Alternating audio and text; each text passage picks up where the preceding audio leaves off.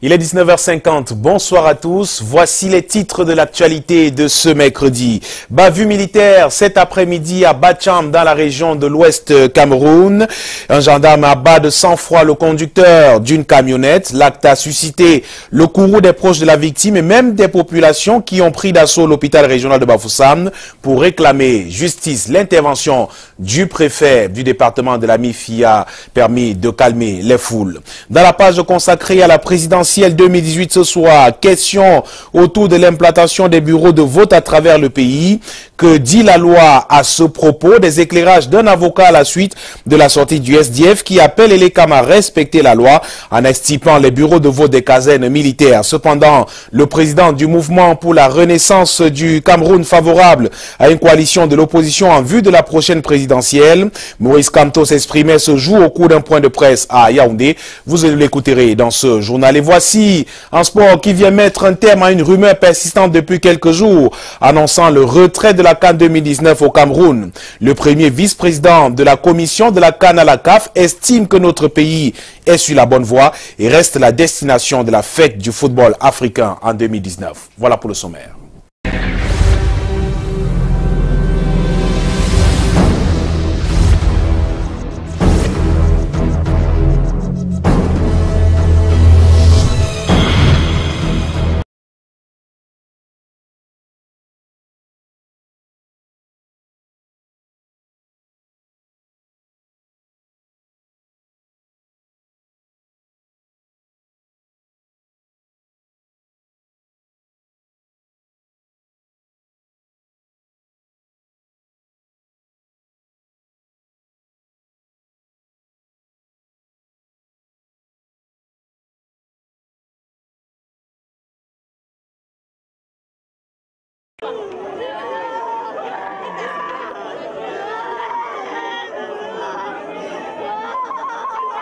Le corps sans vie d'un chauffeur Tundina, Siro a perturbé l'ambiance des urgences de l'hôpital régional de Bafoussam ce jour, 1er août 2018.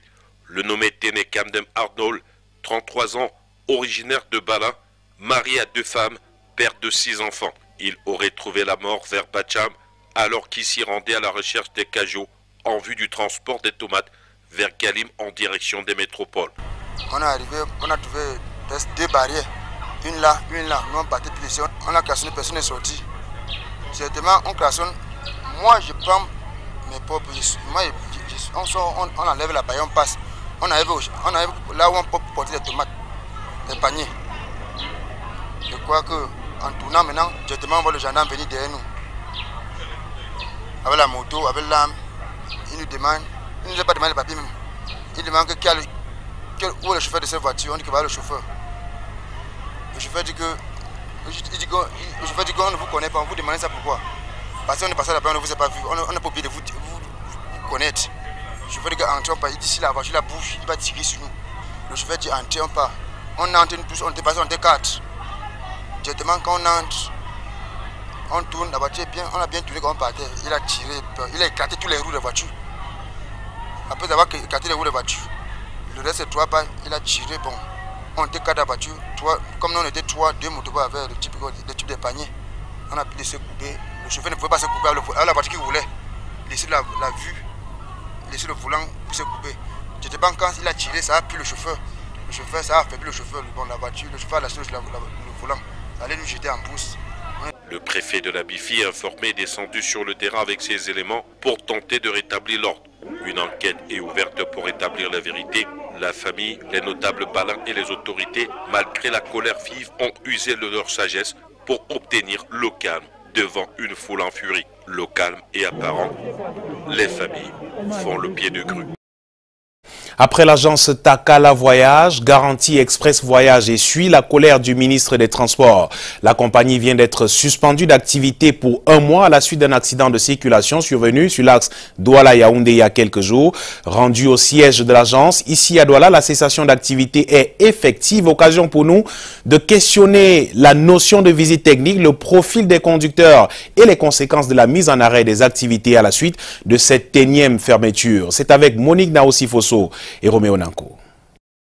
La compagnie de transport interurbain Garantie Express est bel et bien fermée. C'est en application à une décision prise par le ministre des Transports, Jean-Enes Massénangale Bibehe. Suite à l'accident de la circulation survenu le 18 juillet dernier sur l'axe Yaoundé-Douala, impliquant un bus de garantie express pour lequel un mort et plusieurs blessés ont été enregistrés. Le rapport d'enquête technique conclut que le non-respect manifeste de la réglementation en vigueur est à l'origine de cet accident. La licence de transport de cette agence est suspendue pour une durée d'1 mois et le permis de conduire du chauffeur incriminé, Tanto Dreyfus Ndjanou, suspendu pour 12 mois. Bien que cette décision ministérielle soit sans préjudice des poursuites judiciaires éventuelles, le Code CIMA prévoit des dispositions pour réparer le préjudice subi par les passagers. Il suffit que le transporteur soit assuré. Si le transporteur justifie d'une police d'assurance, il doit avoir le constat qui doit être fait par les officiers de police judiciaire et le procès verbal sera dressé. Et le procès verbal adressé aux compagnies d'assurance des véhicules impliqués dans cet accident. Et maintenant, chaque victime pourra se référer à l'assureur du responsable de l'accident qui va indemniser. Et lorsque ce n'est pas immédiatement fait, ils peuvent saisir également le tribunal.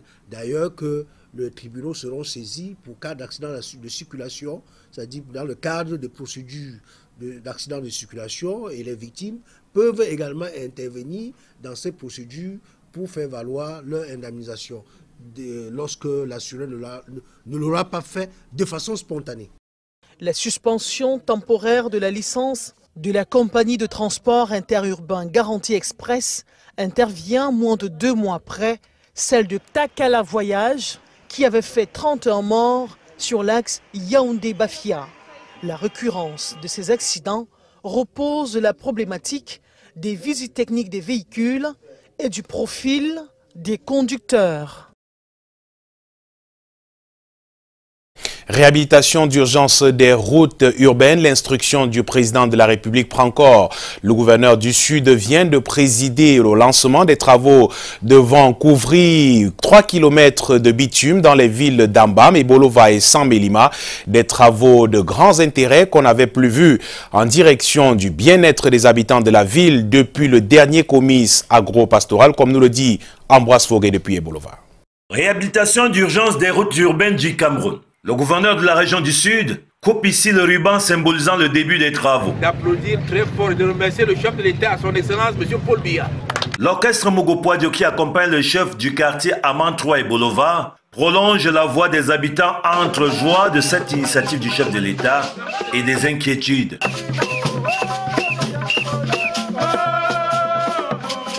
Je remercie le chef d'État d'avoir pensé à la population d'Amantroa. Maintenant, il nous reste à sensibiliser la population pour le déguerpissement. Mais tout ce que nous demandons au préalable, qu'on indemnise les gens avant les travaux pour les permettre de payer la rentrée scolaire aux enfants et chercher là où ils peuvent se recaser. Presque 3 km de voirie à revêtir en enduit superficiel bicouche. Et les villes bénéficiaires sont Zamelima, Ambam et Ebolova. Depuis le comice agro-pastoral 2011, on n'avait plus vu un tel volume d'investissement en direction du bien-être des populations en ville. Près de 2 milliards vont être consacrés pour la rénovation des villes, des routes dans les 3 principales villes. Elles-mêmes, elles doivent se montrer reconnaissantes et se montrer facilitatrices dans l'exécution des travaux. Les travaux vont durer 6 mois. Il y aura quelques déguerpissements à faire, mais l'État respecte tous ses engagements. Une commission descendra pour évaluer les destructions à faire, pour faire passer les routes et les populations vont être indemnisées. Une préévaluation des indemnités a déjà été faite. Reste qu'à accompagner des préfets, ils redescendent pour confirmer les taux des études prévus dans des allocations budgétaires. La semaine de l'allaitement maternel a débuté ce 1er août et s'achève le 7 août prochain. Une semaine qui est placée sous le thème allaitement maternel, le fondement de la vie. Il est question à travers celle-ci d'inviter les femmes à comprendre les bienfaits de l'allaitement maternel, tant pour la mère que pour l'enfant. Mireille Flore de Fofotso nous en parle plus. Allaiter son bébé exclusivement au lait maternel pendant les 6 premiers mois, c'est ce que toutes les mamans devraient faire pour la bonne santé de leur bébé. C'est prouvé que l'allaitement maternel a des bienfaits. Le lait de la mère qui rend l'enfant sage, intelligent, et ça fait en sorte que l'enfant est protégé, l'enfant ne tombe pas régulièrement malade. Les bébés privés de lait maternel sont exposés aux infections, au retard de croissance, à la malnutrition, qui est parfois à l'origine des décès infantiles, ont reconnu certains spécialistes. Aujourd'hui, c'est un fait. Les mamans allaitent de moins en moins leurs nourrissons tels que recommandés par l'OMS et privilégient l'allaitement artificiel. Oui, les mamans d'aujourd'hui n'allaitent plus comme celles d'avant parce qu'à l'époque, il n'y avait pas de lait, il n'y avait pas tout ce qu'on a là de moderne. Et puis les femmes ont aussi peur que leur sein tombe, comme on dit. Et donc c'est ça, ce n'est plus la même chose en fait. Mais ouais, les femmes qui travaillent, les enfants sont laissés abandonnés à la maison, aux bonnes, à la famille, quoi. Mais les raisons évoquées sont multiples. Le manque de temps revient le plus souvent dans une société où la majorité des femmes ont un travail rémunéré. Et certaines occupent parfois des postes de responsabilité avec des emplois de temps non fixes et veulent souvent relever certains challenges face aux hommes. D'après des médecins, allaiter son enfant a des bienfaits pour la maman, dans ce sens qu'il joue un rôle de contraceptif. En plus, aide certaines à perdre les kilos accumulés pendant la grossesse. Toutes les idées reçues autour de l'allaitement maternel ne sont pas vérifiées. Il faut toujours se rapprocher auprès d'un spécialiste. Précisons que la semaine de l'allaitement maternel est célébrée cette année sous le thème « Allaitement maternel, le fondement de la vie ». Comme quoi, il est au début de toute vie.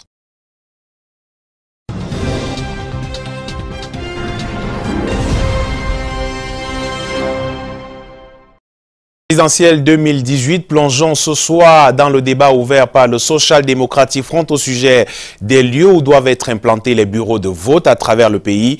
Il y a quelques jours, on se souvient, le Parti de la Balance invitait Elekam à enlever les bureaux de vote dans des casernes militaires et autres lieux proscrits par la loi. Au fait, que dit justement cette loi au sujet de ces bureaux de vote? Lil Piedjoué et Guy Fotso sont allés à la rencontre d'un avocat au barreau du Cameroun. Il nous édifie sur les critères d'installation d'un bureau de vote. L'élection présidentielle 2018 au Cameroun, c'est en octobre prochain. Les bureaux de vote seront ouverts dès 8 h du matin, selon la loi. Bureaux de vote qui, selon le code électoral, doivent être disposés dans les lieux publics. Le lieu public, donc, c'est un lieu qui appartient à toute la communauté. Nous pouvons citer pour cela tout ce qui est construit à la base de nos impôts, des impôts de vous et moi et de tous les citoyens. Ça, c'est des lieux publics. Alors, des lieux ouverts au public, c'est tout autre lieu qui, même sans être public, peuvent exceptionnellement, en l'occasion de ces événements, être ouverts au public, mais qui ne sont pas habituellement ouverts au public. Peu importe l'endroit où se trouve un bureau de vote, le dénominateur commun reste la facilité pour le citoyen d'y accéder. Le dénominateur commun, lorsqu'il s'agit d'élections, c'est la facilité, la liberté pour tout électeur d'entrer là où se trouve son bureau de vote, là où il doit exercer son devoir citoyen. Le contexte sécuritaire actuel pousse à réfléchir sur la gestion des bureaux de vote, notamment en ce qui concerne les populations déplacées. Les urnes ne pourront pas aller vers les électeurs, sauf si c'est dans le ressort territorial de la commune où ils sont inscrits. On peut, à titre exceptionnel, déplacer un centre de vote pour des raisons de sécurité. Mais comme le bureau de vote est installé dans une commune, si ça reste dans le ressort territorial de la commune, vraiment il n'y a absolument aucun problème. Il ne reste plus qu'à Elections Cameroun de mieux organiser l'élection présidentielle à venir afin d'éviter toute forme de contestation au soir du 7 octobre. La suite du journal, c'est à Yaoundé avec Alain Ghislain Kanga. Bonsoir Alain.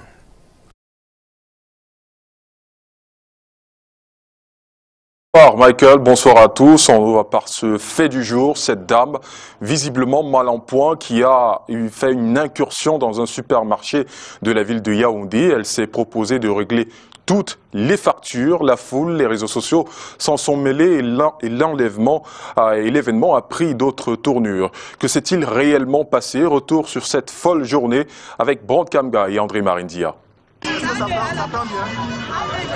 Ces événements se déroulent entre 11h et 18h. Le supermarché situé à la Mobile et Sauce à Yaoundé fait l'objet de toutes les convoitises ce mercredi avec une femme qui solderait toutes les factures des clients. Quand vous arrivez à la caisse, elle vous demandait de laisser qu'elle va valider et que c'est qu'il y avait d'autres choses à prendre, vous prenez. Bon, moi vraiment j'ai paniqué parce que nous traversons un peu des moments difficiles. On ne sait pas si c'est un mauvais agent ou bien c'était un bon agent. Il y a une dame qui vend les avocats là devant, donc elle est entrée, elle a pris presque des trucs de 200 000. Elle a pris un frigo déjà, elle a pris des assiettes en ensemble, elle a placé à la caisse, la dame a sorti l'argent, on a facturé, elle est sortie avec. L'information se répand sur les réseaux sociaux et la foule s'installe, chacun voulant bénéficier des bienfaits de l'inconnu. Les premiers en ont justement bénéficié. Les forces de maintien de l'ordre prennent place pour maîtriser d'éventuels débordements. Le supermarché est fermé.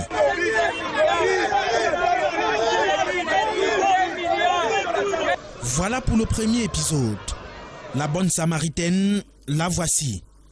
Exfiltrée du supermarché, nous la rencontrons au poste de gendarmerie de Mimboman et son action, dit-elle, est d'ordre divin. Vous ne savez pas d'où cet argent est venu? C'est l'argent de Dieu, non? Qu'est-ce que Dieu vous a demandé de faire? Dans leur supermarché, distribuer. Et je l'ai fait. Les gens ont soif, les gens ont faim. Vous êtes même entouré de moi là, vous avez faim. C'est pas votre place là-bas. Contrairement aux 2 milliards annoncés sur les réseaux sociaux, Emilienne Nadine Dié clarifie les faits. Mon époux avait 1 million 100 000. Moi-même j'avais 850 000. Faux, retorque son époux, elle ne se sent pas bien. Il y a de cela 3 semaines, elle avait un mal de dents à cause. Elle a pris rendez-vous avec un de ses amis pour aller chez les sœurs en Petit pour aller faire enlever la dent. Non, de mon côté, je vois que tout ne va pas bien. Parce que quand je suis arrivé, j'ai causé avec elle. J'ai causé avec elle. Les choses qu'elle a dit, je sens que ça ne tient pas. Donc je sais qu'elle n'avait pas de l'argent. Quand je suis quitté le matin, elle n'avait pas de l'argent. La ménagère de 38 ans est visiblement mal en point, mais nie les faits. Je vais bien. Une histoire qui aura paralysé les activités du supermarché ainsi que la circulation perturbée toute la journée. Il y a aussi la désinformation sur les réseaux sociaux. La suite du feuilleton est connue. Nadine Emilienne est conduite au centre Jamo de Yaoundé pour prise en charge. Après les établissements scolaires, l'ambassadeur d'Israël au Cameroun, Ran Zidor, s'est rendu aujourd'hui au bord d'un cours d'eau qui traverse l'arrondissement de Yaoundé 6 pour une démonstration de purification de l'eau grâce à une machine dénommée NPF 500. Il s'est par la suite rendu aux côtés des handicapés pour leur offrir gracieusement un équipement de braille. Laetitia de Bilan, Serge Alain Zébou. Démonstration parfaite d'une technique de purification d'eau grâce à ce dispositif dénommé NPF 500. Cette machine est issue des dernières avancées technologiques israéliennes. C'est un matériel qui tombe à point puisque le Cameroun fait face à un fléau causé justement par les maladies hydriques telles que le choléra. Israël se joint au Cameroun au nom de la coopération qui lie les deux pays pour venir en aide aux populations, surtout en cette saison pluvieuse. Le gouvernement israélien a offert, dans le contexte de l'épidémie de choléra actuelle, d'offrir au Cameroun 10 unités de ce matériel qui vont être distribuées dans des communautés, dans les localités les plus affligées par le choléra. Et je pense que cela démontre bien l'état des relations entre nos deux pays frères. C'est l'eau issue du cours d'eau dénommé Biem qui traverse le quartier Touguébé, situé dans la commune d'arrondissement de Yaoundé 6, qui a été utilisée pour la cérémonie de démonstration de purification de l'eau ce 1er août 2018. Cet appareil est capable de fournir 8 litres d'eau potable par minute et peut servir une communauté de 500 personnes chaque jour pendant 3 ans. Une satisfaction pour les populations de la dite commune. Très heureuse d'accueillir le gouvernement d'Israël dans le cadre des tests de ces appareils de purification d'eau. La commune d'arrondissement de Yaoundé 6 sera parmi les bénéficiaires de ces appareils de purification d'eau. Nous en avons grand besoin. Le second temps fort de la visite de l'ambassadeur d'Israël au Cameroun et sa suite, c'est au centre du service pour la promotion des personnes handicapées du Cameroun au quartier Mimboman. Il est question ici pour cette équipe de l'ambassade d'offrir gracieusement d'importants et précieux outils de production, des ouvrages de braille qui viendront renforcer et améliorer la qualité des services offerts aux non-voyants. L'État d'Israël croit passionnément que la force d'un État réside dans la façon dont il traite les populations les plus vulnérables. Il pense que c'est toute la population du Cameroun qui va de l'avant et qui en bénéficie. La signature du livre d'or a mis un terme à ces 2 jours de visite de la délégation du gouvernement israélien dans la ville de Yaoundé, au Cameroun. La lutte contre le VIH se poursuit au Cameroun pour 0 infection. En cette période de vacances, Synergies africaines contre le sida et les souffrances ont lancé ce 1er août la 16e édition Vacances sans sida. La sensibilisation s'intensifie plus vers les jeunes, cible la plus touchée. Le thème de cette édition est Génération Android. Cliquons sur le dépistage du VIH. Karel Mezatatuya et Serge Alain Zebou. En période de vacances, les jeunes, scolarisés ou pas, sont exposés à moult formes de dérives et maladies, notamment le VIH-Sida. En dépit du taux de prévalence nationale en baisse, la situation du fer de lance de la nation demeure inquiétante. Les jeunes de 14 à 24 ans sont les principales victimes de la pandémie et les filles sont 9 fois plus touchées que les garçons. Synergies africaines contre le sida et les souffrances pour barrer la route à une nouvelle infection en cette période a lancé ce 1er août 2018 la 16e édition de Vacances sans sida. Thème retenu cette année, Génération Android, cliquant sur le dépistage du VIH. Le ministre de la Santé publique qui préside la cérémonie revient sur l'importance de cette thématique. Les jeunes sont continuellement connectés et c'est pour cela que nous avons un site que nous recommandons aux jeunes, c'est U-Report. Vous rentrez sur ce site et vous pouvez être connecté, vous avez un site Facebook, vous pouvez discuter avec vos amis, vos cousins, toutes les connaissances et surtout sensibiliser les uns et les autres sur la nécessité de connaître le statut et pour ceux qui sont séropositifs, de pouvoir les convaincre de commencer leur traitement. Le traitement est gratuit, c'est une décision prise par le chef de l'État il y a déjà quelque temps. Et c'est très important d'accéder au traitement très tôt. Objectif visé, informer, éduquer, sensibiliser et encourager le dépistage volontaire et le retrait des résultats. Parlant justement de dépistage, des tests gratuits ont été faits sur place, toujours dans le cadre des activités que mène la première dame du Cameroun. Pour tordre le cou à cette maladie, des jeunes pères éducateurs, combattants de Mme Chantal Biya, seront déployés dans les 10 régions du Cameroun. Nous allons marcher de territoire en territoire, sensibiliser les jeunes, surtout les jeunes filles qui sont plus touchées par cette pandémie.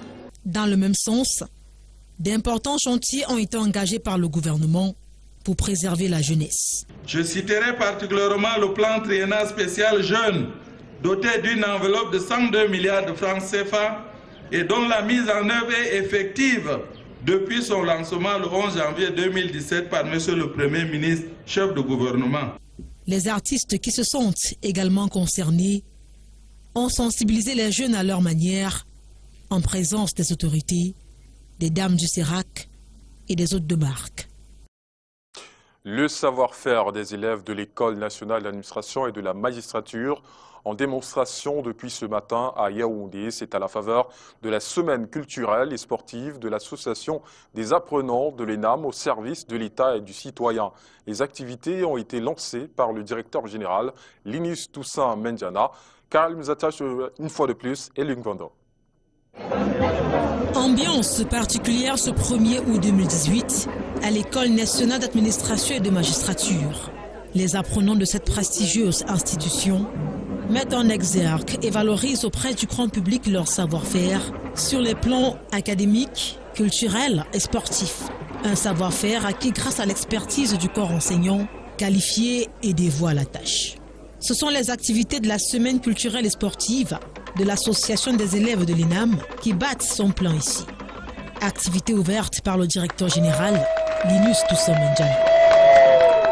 Le public, lors de la visite des différents stands, a pu toucher du doigt ce dont sont capables les élèves et se rendre compte qu'un accent particulier est mis ici sur le vivre ensemble dans la diversité, tout comme l'intégration sous-régionale initiée par Linus Toussaint Mendiana. C'est également l'occasion de valoriser les talents sportifs dont regorge l'ENAM. On a des virtuoses, des talents dans les différentes disciplines sportives, en l'occurrence volleyball, basketball et également football. Et au-delà de ça, nous avons des spectacles, des prestations d'artistes qui seront sur place pour voir justement rehausser l'éclat n'est-ce pas, de l'événement. Voilà. Cet événement est devenu aujourd'hui une tradition. Les dispositions ont été prises pour que l'édition 2018 se déroule dans de bonnes conditions. Sous l'égide du bureau de la CENAM, avec l'accompagnement des encadreurs académiques et administratifs, tout se déroule très bien et nous pensons que d'ici la fin de la semaine, le grand public camerounais pourra venir se joindre à l'ENAM, qui est leur institution, pour pouvoir célébrer cette idée du service public que les pouvoirs publics ont voulu donner au Cameroun. Activités qui ont débuté très tôt ce matin par une marche sportive à travers les artères de la ville. L'apothéose, c'est samedi prochain. Reportage signé Karel Mesatatuya et Luc Vando. Un mot en politique, Maurice Kamto dit être disponible pour la mise sur pied d'une coalition de l'opposition au Cameroun. De retour de sa tournée dans les régions de l'extrême nord et de l'est Cameroun, le président du MRC était face à la presse ce jour à Yaoundé. Il en a profité pour parler de l'enlèvement de son camarade Abraham Figné dans le nord. Vous aurez le résumé de cet échange face à la presse dans nos prochaines éditions. En sport, les membres de la commission ad hoc de la réforme de la direction technique nationale et de la modernisation des équipes nationales à la FECAFOOT se sont réunis depuis hier à Yaoundé. Le président de la dite commission se nomme Jean-Alain Boumson, ancien défenseur de l'équipe nationale de France.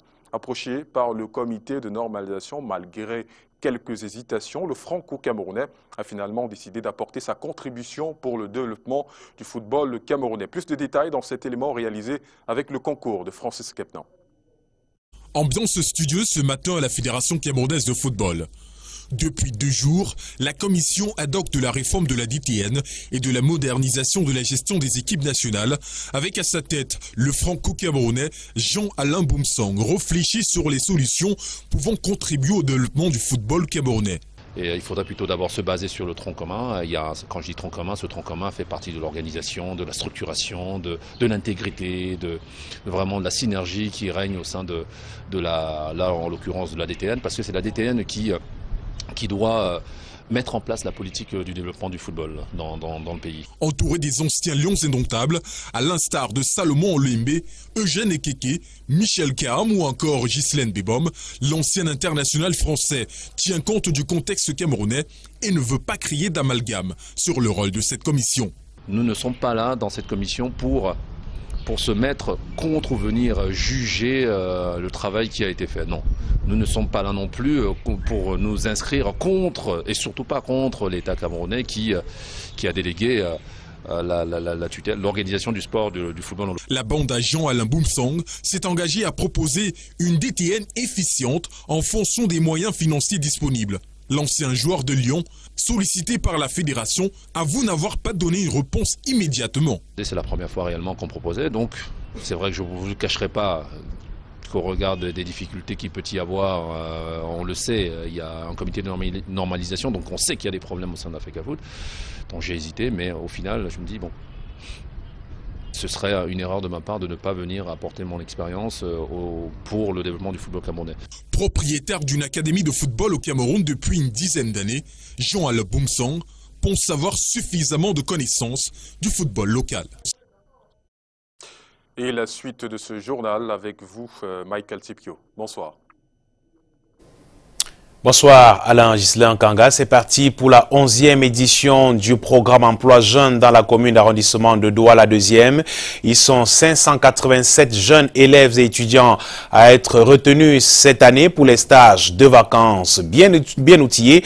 Ils vont durant un mois participer à la vie de leur commune au travers du curage des drains, des plantations d'arbres et bien d'autres services de bureau. Alain Bertrand Ketchouan et Armand Pagna pour les détails.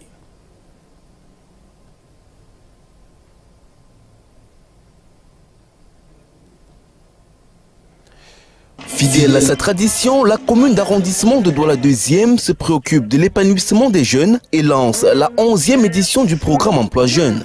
Cette année 2018, 587 stagiaires sur plus de 3500 candidats ont été retenus, un nombre en deçà de celui de l'année dernière, mais qui se justifie par la conjoncture et les critères d'admission.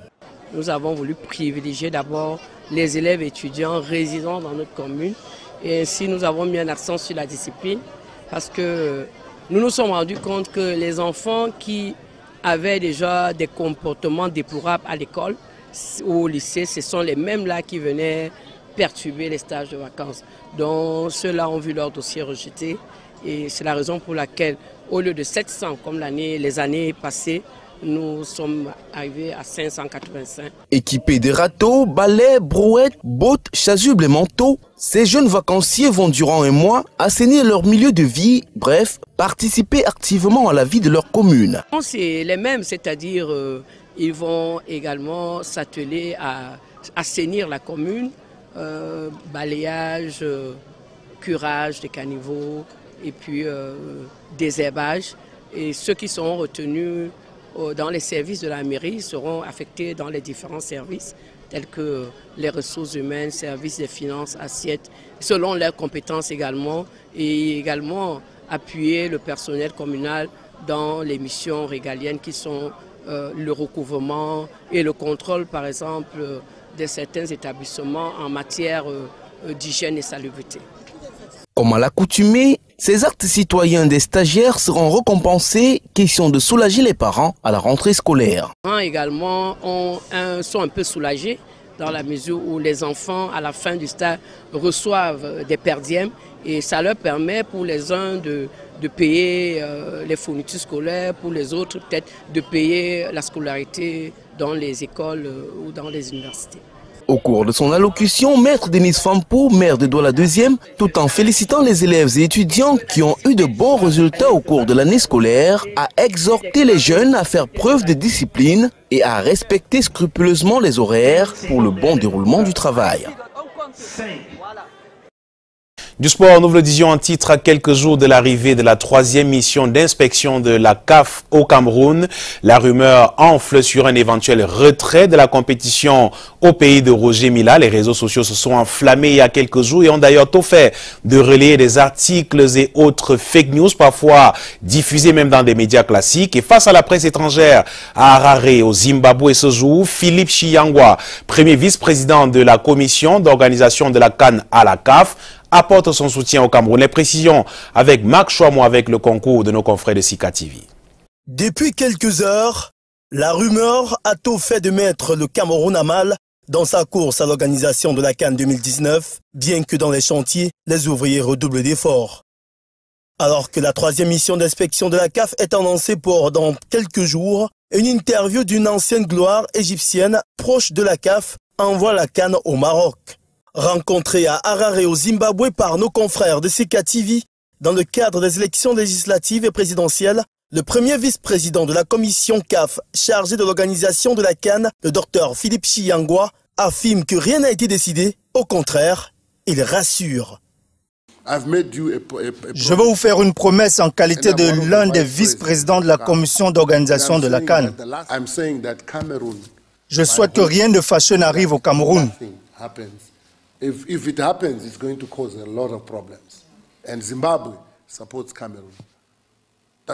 Le nouveau député de la nation zimbabwéenne, par ailleurs président de la COSAFA, un des acteurs de la déchéance de Issa Hayatou à la Confédération africaine de football, croit au potentiel du Cameroun.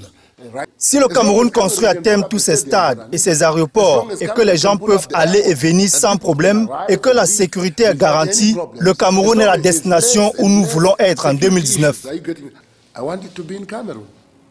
Le pays des lions indomptables vient là de recevoir un soutien de poids en la personne de Philippe Chiyangwa. Mais après les paroles, place au concret avec la 3e mission d'inspection de la CAF dans nos murs le week-end prochain.